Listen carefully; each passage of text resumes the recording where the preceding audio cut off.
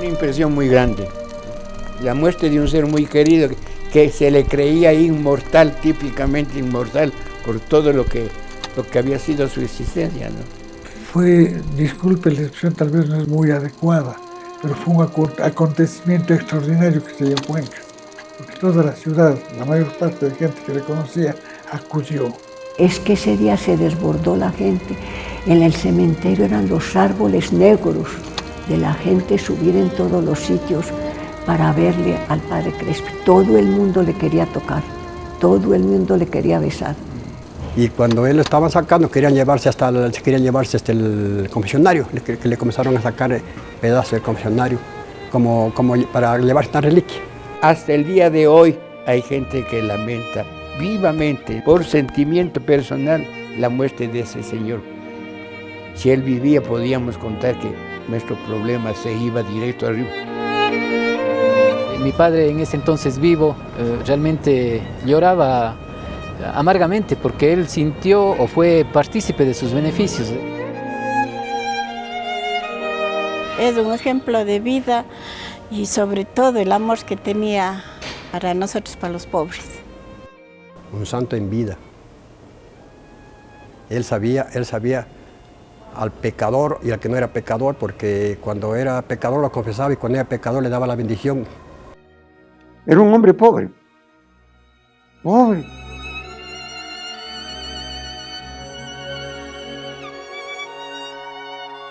Tenía una fe que la volcaba totalmente en la caridad y por eso que la gente que tiene una intuición especial lo quería mucho, pero lo quería también, lo consideraba un santo.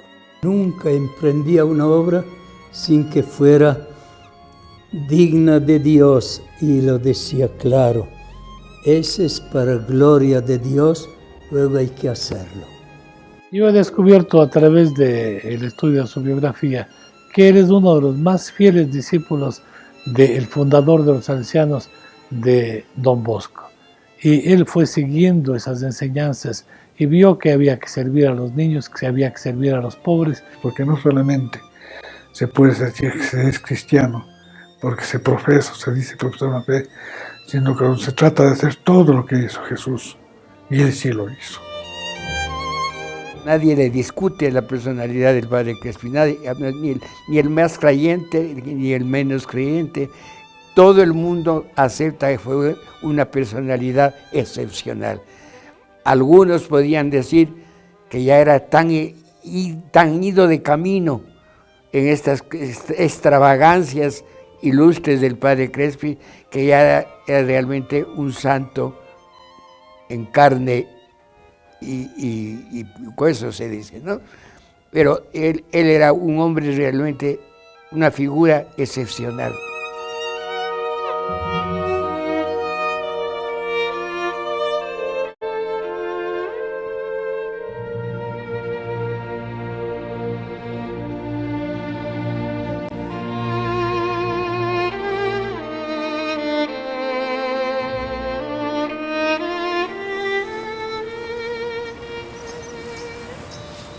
Motivado es la gratitud, porque nosotros desde pequeños nos han enseñado a nuestros padres que seamos gratos, primero con Dios, con Mamita Virgen y con los demás. En ese caso, entonces, yo por gratitud al padrecito Crespi he tomado este pequeño trabajo, que dicen la gente trabajo, pero para mí no, para mí es irme allí una distracción.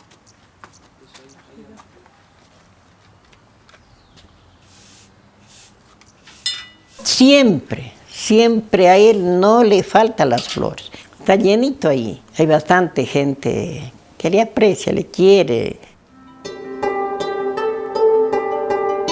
Las flores continúan acompañando a Carlos Crespi, así como lo acompañaron en su niñez mientras corría con sus hermanos por los campos de Legnano, la ciudad italiana en la que nació el 29 de mayo de 1891. Carlos fue el tercero de los 13 hijos de Daniel Crespi y Luisa Croci. Sus padres vivieron con él hasta sus 12 años, cuando lo llevaron a Milán para que continuara los estudios en el Colegio Salesiano San Ambrosio.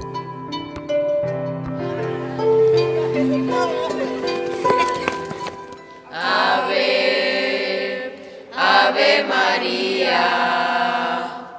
La época del colegio se desarrolló entre alegría, juegos, cantos en la iglesia y la vivencia de una liturgia llena de Dios y la Virgen.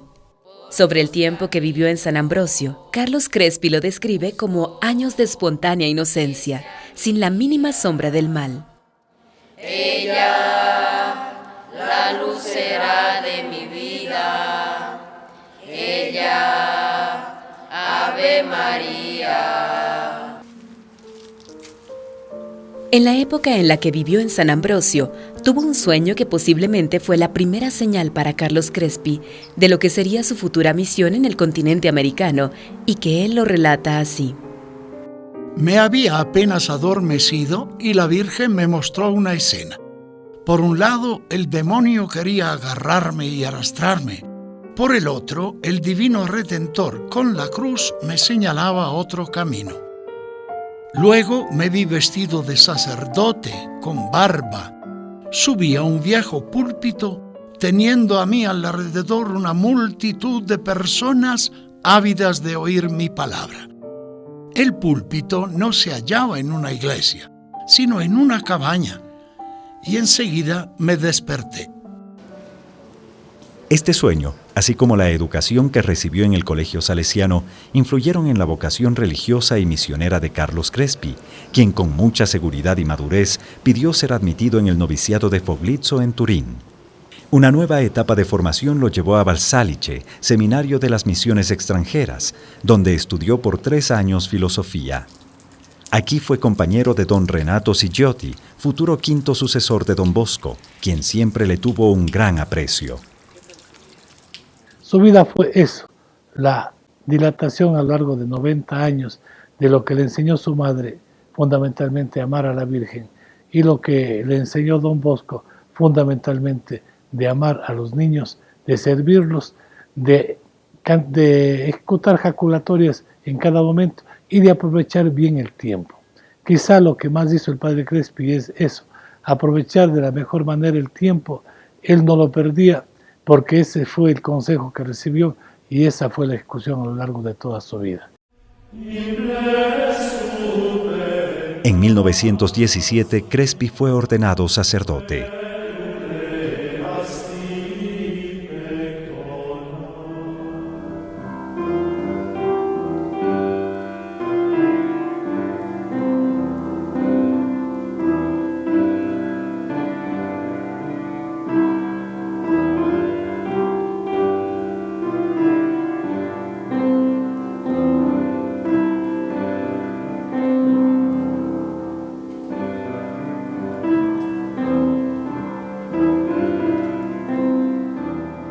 Crespi revela grandes aptitudes de investigador y científico, y mientras realiza sus prácticas docentes en el Colegio de Padua, frecuenta también la universidad, donde lleva adelante un proyecto de búsqueda y clasificación de las plantas de esa provincia.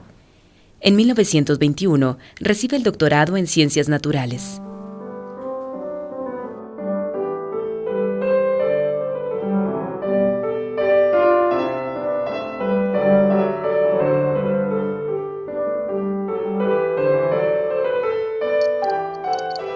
Cerca de cumplirse los 50 años del envío de los primeros misioneros salesianos al continente americano, el padre Carlos Crespi recibe de sus superiores la obediencia de ir a las misiones del vicariato de Méndez y Gualaquiza, en Ecuador, para recoger material destinado a la Exposición Misionera Internacional a realizarse en Roma en 1925 y la Exposición Misionera Salesiana de 1926.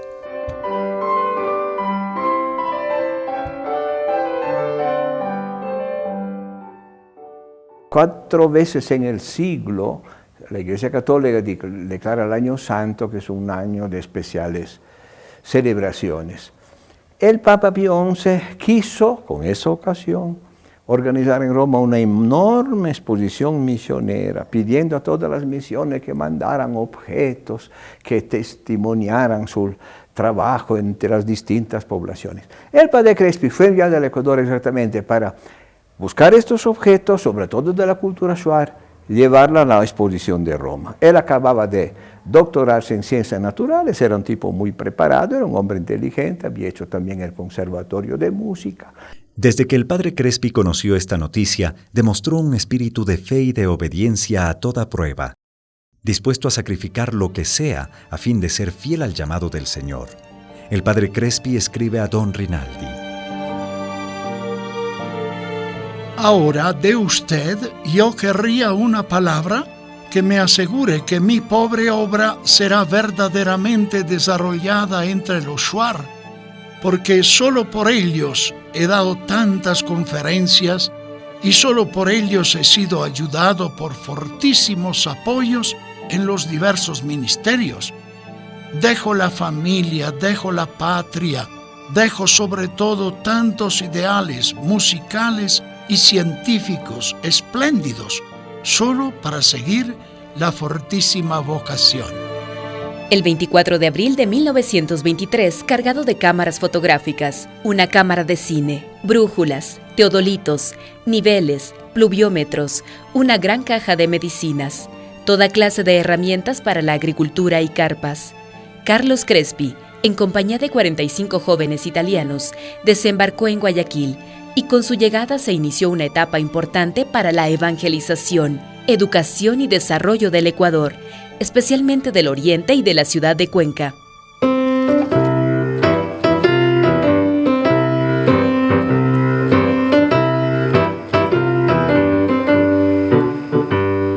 A la llegada del padre Crespi al Ecuador, existían todavía problemas entre Iglesia y Estado, y la entrada de los sacerdotes era aún complicada, esto como fruto de la Revolución Liberal. Sin embargo, Crespi se dirigió a Quito. Allí hizo contactos con gente influyente, se dedicó a dar conciertos, compuso un himno dedicado al 24 de mayo para los militares. De esta manera se ganó el favor de una buena parte del poder político y militar.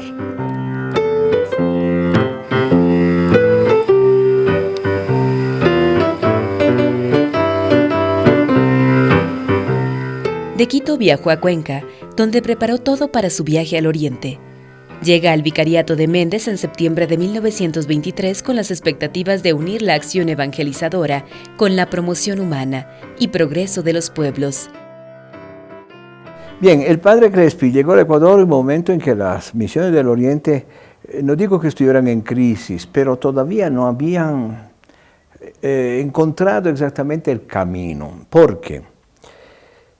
Los shuar todavía eran muy seguros de su cultura y no demostraban mayor interés por ser civilizados, como se decía entonces, ¿no?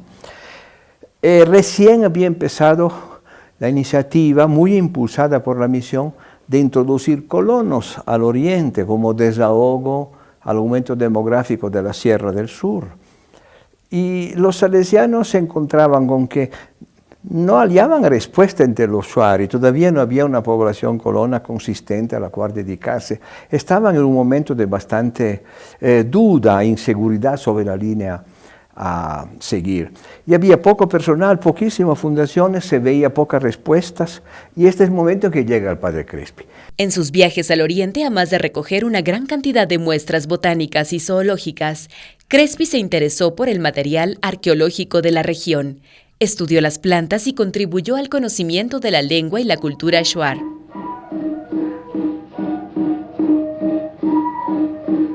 Con su cámara de cine registró gran cantidad de material sobre la cultura shuar y con este realizó el documental Los Invencibles Shuaras del Alto Amazonas, uno de los primeros trabajos de este tipo en el Ecuador y que ayudó a difundir en el país y en el exterior un mundo hasta entonces desconocido.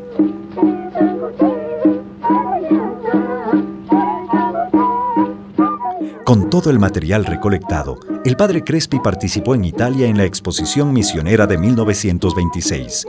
A finales del mismo año estuvo ya de regreso en Ecuador con nuevas energías y muchos planes por emprender en las misiones orientales, gracias a los donativos que logró recoger por esta causa. Secondo me Crespi ha lavorato soprattutto per valorizzare l'Ecuador sia come popolo sia anche come ambito naturale. Poi non si è limitato soltanto allo studio o all'insegnamento della religione, ma ha anche aiutato da un punto di vista della costruzione di strade, da un punto di vista della valorizzazione dell'ambiente. Ecco, ha scritto anche delle opere scientifiche sull'Ecuador e oltre a questo ha fondato scuole. Bien, él tiene un mérito de haber llamado poderosamente la atención de la opinión pública nacional, también afuera, sobre esta realidad que vivía muy aislada y muy escondida. De aquí fue inclusive a buscar fondos, ayudas, no sé bien cómo, en Estados Unidos, habló de esto mucho en Europa, dio conferencias aquí en varias ciudades del Ecuador, despertó mucho interés por unas misiones que quedaban bastante olvidadas y escondidas, ¿no? Él no trabajó propiamente con los shuaras, hizo viajes, investigó, sacó colecciones, pero él financió las obras del vicariato, entregándole esos dineros a Monseñor Domingo Comín y al padre Albino del Curto. Teniendo siempre en mente la inmensa necesidad de evangelización y desarrollo del Oriente, el padre Crespi impulsó las vocaciones misioneras locales a través de la Casa Central de las Misiones, que acogió a aspirantes a la vida religiosa para que realicen sus estudios secundarios y posteriormente de filosofía y pedagogía. Se preocupó además de asegurar la calidad de la educación y motivó la formación de maestros, sueño que se concretó en el año de 1940 cuando fue aprobado por el Estado el Colegio Normal Orientalista con especialización de Ciencias de la Educación. Él quiso defender al Oriente, dice, defendamos al Oriente, formemos buenos profesores.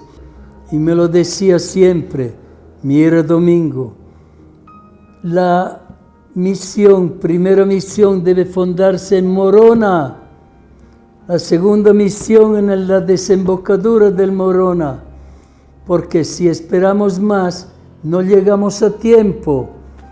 Y era profeta en eso. Ahora en mi vida no tengo más que un pensamiento: sacrificarme hasta el martirio por la causa de los shuar o por cualquier otra misión, donde el Señor quiera, por medio de los superiores. El gran bien que se puede hacer aquí en el Ecuador, en un campo tan árido, me entusiasma y me invita a una generosidad que todo puede y sabe afrontar. Pero no era el tipo de refuerzo que buscaba el obispo buscaba una persona tranquila, que trabajara localmente. El padre Crespi era todo lo contrario, entonces hay que admitir, no hubo una gran sintonía. Además, él no estaba para vivir aislado de una pequeña misión del Oriente como era entonces. En efecto, él después, vista la situación, pasa a Cuenca y cambia totalmente. Se pierde un poco el músico, aunque conserva muchas cosas, se pierde el investigador de ciencias naturales y asoma un padre Crespi totalmente diferente, que se pone a servicio de la gente humilde, de la educación de los chicos pobres, sigue con un poco su pasión recogiendo repertos arqueológicos y arma un museo. Pero la gran obra del padre Crespi no son las misiones del Oriente, no está en la línea de su preparación científica, sino que se volcó totalmente a la obra caritativa.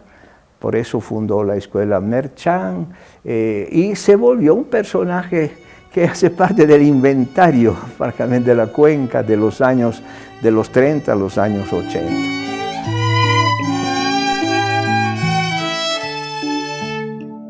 Apenas se pisa Cuenca, la figura del padre Crespi sale por todas partes, en la conversación, en el trato de las cosas y de los seres, lo que él hizo y lo que él hacía en la ciudad de Cuenca. Eso es impresionante.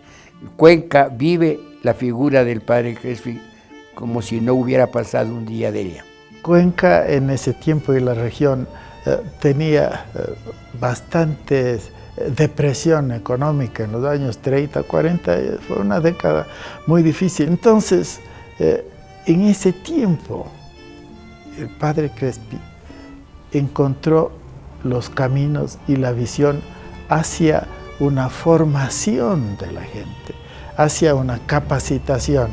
Yo creo que era un cuencano más que sentía lo que estaba pasando en nuestra comunidad pobre y se hizo cargo de toda esta conciencia de necesidad y de pobreza. En aquella época en Cuenca existían pocas escuelas accesibles para la gente de la clase trabajadora. Por eso la urgencia de Crespi por terminar la construcción. La Escuela Cornelio Merchán, de niños, inició con 120 alumnos y 4 maestros, pero en poco tiempo llegaron hasta 1.500, repartidos en 12 paralelos. En la Escuela Cornelio Merchán se vive un ambiente muy bonito, de amistad, de cordialidad, sobre todo de compañerismo, ya que la mayor parte de los compañeros eran los pobres, era de una situación económica baja, entonces nos llevábamos bien. Créame que la mayor cantidad de compañeros que teníamos andábamos descalzos. El padre Crespi tenía muy claro desde el principio que esta sería una escuela dedicada a la educación de los menos favorecidos de la sociedad cuencana. La matrícula era muy barata, sin embargo, en muchas ocasiones, conmovido por la pobreza de algunas familias, se metía la mano al bolsillo y mandaba a inscribir a los niños. Nos daban el cafecito o de no chocolate con pan, y era el pan blanco.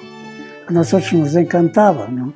Y había una serie de incentivos, como favorecer con útiles escolares, con su ropa, etc. Y además la formación de grupos especiales. Había una movilidad permanente, una inquietud constante, que era una reproducción de lo que había pasado pocos años antes en Italia con San Juan Bosco. El padre Crespi escribía a don Ricaldone sobre la Escuela Cornelio Merchán. Le envío una foto tomada por un padre de familia la mañana del 3 de octubre de 1948. Pocos minutos antes de comenzar el año escolar, con 1.312 alumnos. Se trata precisamente de la sonrisa de don Bosco. Ninguno de los chicos paga un centavo. Hay cerca de 30 profesores de materias escolares, música, canto, gimnasia, scouts. Cada mañana se da una taza de chocolate con pan a los más pobres y a aquellos que hacen la comunión y viven lejos. Cada trimestre se reparten vestidos a los más pobres y don Bosco sonríe y piensa en todo y paga a todos los profesores y todos los gastos extraordinarios porque el personal salesiano debe atender a la casa de formación y no puede ayudarme. Mi bisabuelo fue don Cornelio Merchán Tapia y mi abuelo, el doctor Nicanor Merchán Bermeo. Cornelio Merchán entró en el negocio de la paja toquilla, de los sombreros de paja toquilla. Entonces él fue un exportador. Y allí pudo hacer bastante dinero que le sirvió luego para precisamente ser un mecenas de los salesianos a través del padre Crespi. Mi bisabuelo y mi abuelo han sido fanáticos, utilizaré este término, de la educación. Y lógicamente a través de la educación para que se le dé al joven un oficio. Es por eso que el padre Crespi crea, ¿no?, la Escuela de Arte